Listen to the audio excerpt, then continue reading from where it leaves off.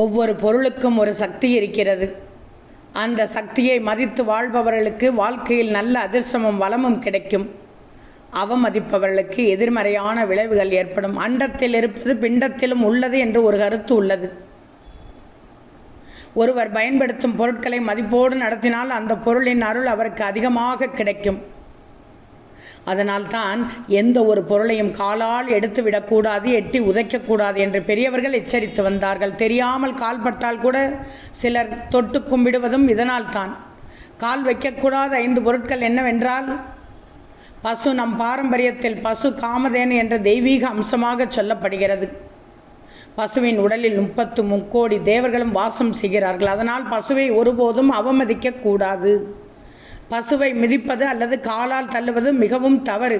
தெரியாமல் பசுவின் மீது கால்பட்டாலும் உடனே அதை தொட்டு வணங்குவது நல்லது.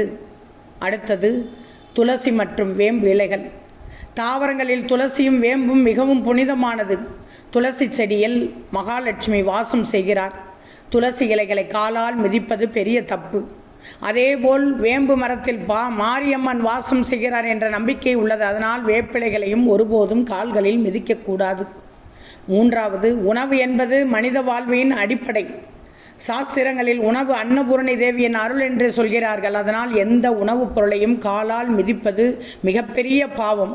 உப்பின் மீது கால் வைக்கக்கூடாது. உப்பு என்பது செல்வத்தின் அடையாளமும் வளத்தின் சின்னம். உப்பை அவமதித்தால் வீட்டில் பொருளாதார பிரச்சனைகள் ஏற்படலாம்.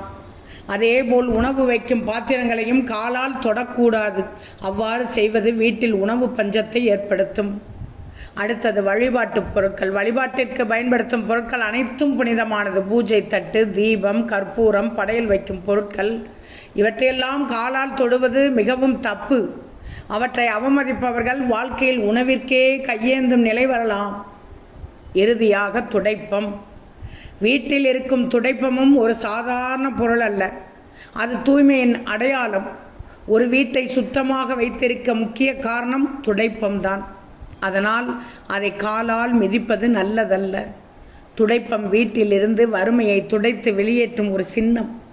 அதனால் அதை எப்போதும் மரியாதையோடு வைத்திருக்க வேண்டும்.